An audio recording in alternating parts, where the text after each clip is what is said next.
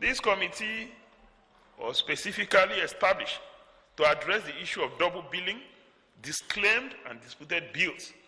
This committee, from time to time, and on a monthly basis precisely, sits with our sister agencies and other players in the maritime sector to reconcile data, share information, and this has strengthened the debt recovery capability of NIMASA.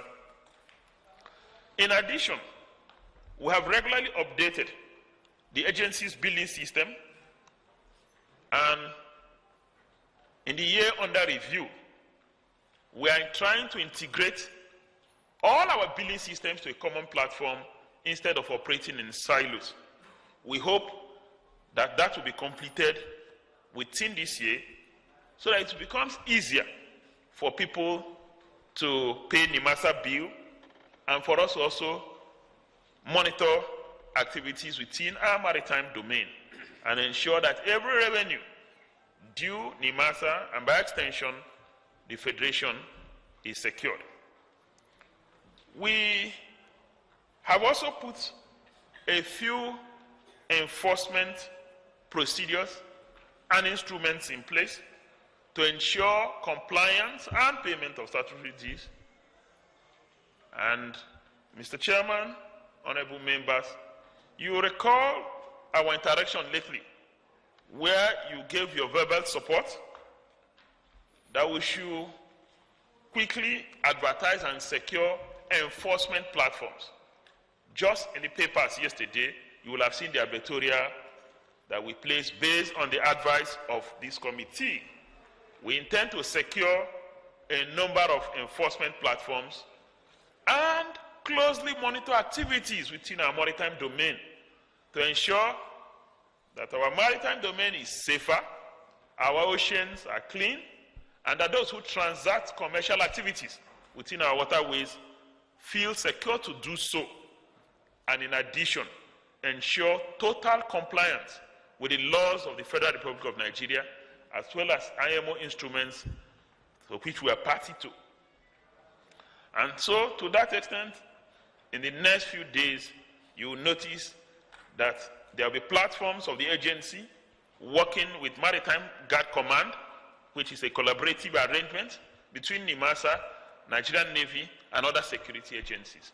They will be all over the place within our waterways, and there will be no room for anybody to escape. Everybody must comply with exempt laws of the land. We are also in the process of forwarding to the Ministry of Transportation and from Ministry of Transportation to the Federal Executive Council and of course to the National Assembly very important legislations that need to be updated in line with international development in the maritime sector. It is my place to say that the House and the Senate, the National Assembly, will play a critical role in this process if Nigeria intends to remain relevant in the international maritime community. These laws are key. I said earlier that we are collaborating with other government agencies like the Nigerian Port Authority, the Nigerian Content Development and Monitoring Board, the Nigerian National Petroleum Corporation, Nigerian Customs Service, Nigerian Navy, Nigerian Immigration, and international oil companies on data sharing and intelligence gathering. This again is to strengthen our monitoring and enforcement capabilities. Mr. Chairman, honorable members, you've just heard the minister say the president gave us a marching order on the restructuring, reform, and reorganization of the agency. This is being articulated to ensure greater efficiency in the operations of the agency.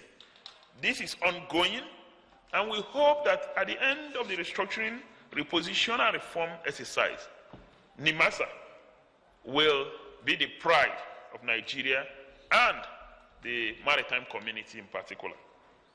Mr. Chairman, honorable members, recently the International Maritime Organization sent a high-powered audit team. It is with pleasure and pride that I inform this honorable committee that the IMO audit rated Nigeria very high with minimal gray areas, which is already receiving the attention of management. And in the areas where we have challenges, it has to do with the updating of extant laws that govern our operations in the maritime subsector. Honorable Chairman, members of the committee, I'm also happy to inform you that we are about to commence the procurement process that will lead to enhance maritime domain awareness within our territorial waters. It is likely that at the end of the reorganization in our technology, the deployment of technology in the maritime subsector, we will take note, or we will monitor every single thing that happens within our territorial waters. There will be no escape for anybody. And so, Mr. Chairman, we're in total support of this investigation because it will enhance the work we do at NIMASA. We're in total support of this investigation because it will strengthen the Nigerian maritime sector. As you're already aware, after oil and gas, the maritime sector contributes second to the foreign earnings or the revenue earnings of our country. The combined earnings of NIMASA and MPA is second only to oil and gas. And so whatever happens to that sector, of course, affects the country. It's also important to say that in terms of employment, the maritime sector plays a very strategic role. And so we believe that this investigation is timely, will support the work we do, and we give our total support. Thank you very much, and God bless you. Thank you, DG, for that detailed speech and presentation. The mover of the motion, who has brought us today to this August gathering, is nobody other than Right Honorable Sir Jones Chukwudi Onyerere.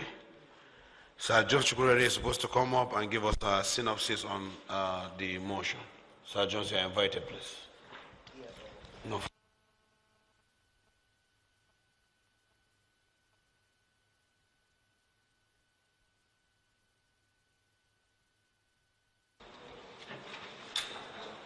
The chairman, the deputy chair of this honorable committee, my dear honorable colleagues, DG NIMASA, and all the critical stakeholders, I am Honorable Sir Jones Chukwudi Onyerere, representing the largest federal constituency in the country, Nkwere, Isu, Wangele, Njaba Federal Constituency, Imo State. I moved this motion sometimes last 2 months with every sense of responsibility, and the motion is on a call for investigation of revenue leakages and operational deficiency in the Nigerian Maritime Administration and Safety Agency, NIMASA. We are mindful of Section 15 of the NIMASA Act 2007, authorizing the agency to collect 3% of gross freight earning on all international inbound and outbound cargo from shipping companies operating in Nigeria. Over the past 8 years, the revenue losses to the nation through leakages from the 3% levy and other sources of revenue amounts to about $10 billion, which is a huge revenue loss to this country. The finance minister was recently reported to have stated that NIMASA has not been remitting revenues generated to the government coffers, and in fact went on to state that NIMASA collected revenues in dollars but paid naira into government accounts. The Fiscal Responsibility Act 2007 mandates